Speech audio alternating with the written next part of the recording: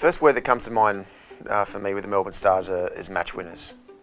They've always had an incredible amount of match winners throughout their team. The biggest thing has been their consistency throughout the tournament, especially when their match winners are lost to the Australian one-day teams. So Glenn Maxwell, for example, who's an incredible T20 cricketer and a big match winner, he doesn't always play the whole season, so that provides different challenges for the Melbourne Stars. Yeah, the Melbourne Stars have always had match winners. They haven't got over the line to be able to win the BBL yet. And a lot of that comes down to when you have some match winners, if it's not their day and you haven't got enough strength through your team or your squad, it can make it challenging to be able to be consistent. My gun players to the Melbourne Stars, look, I can never go past Marcus Stoinis. He is one of my favourite Aussie cricketers. Especially when he moved up to the top order. That was last season. That was a great call by the Melbourne Stars to be able to get him taking on the opening bowlers in the first 6 overs. He's a quality bowler as well. He's got great skills and great variations.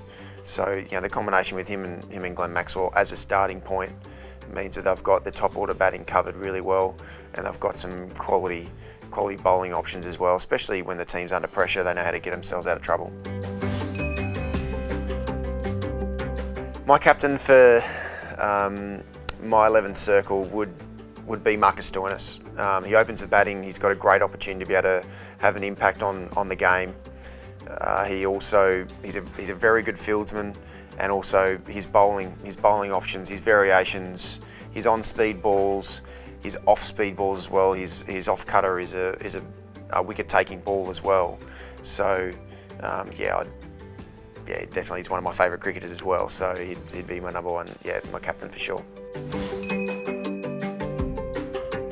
The one weak area that Melbourne Stars has always had is their depth of their squad. Because they've always, in their salary cap, for example, they've always spent a lot of money on their match winners. But when these match winners are pulled out of the Big Bash to be able to play shorter formats for Australia, it means that their depth of their squad's always tested, and they're always trying to get as many good players as they can. But it can be a challenge because there's so many. There's a lot of players who are playing in the Big Bash, so to get quality backup is a challenge. So here's a look at the Melbourne Stars squad.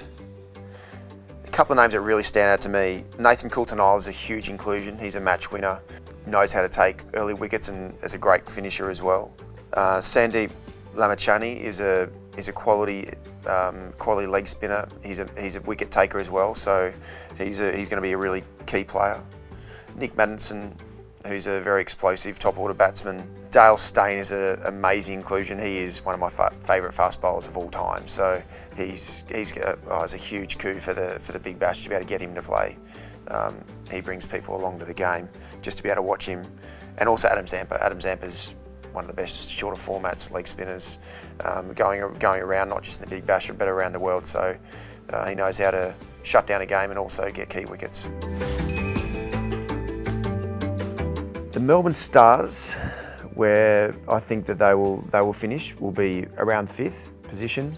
Because they're match winners, you just never know how long they're going to be around the team for, if they're going to get called up for national selection. So I think they'll finish around 5th. Let's check the squad and see who can be the top guns in your My 11 Circle team.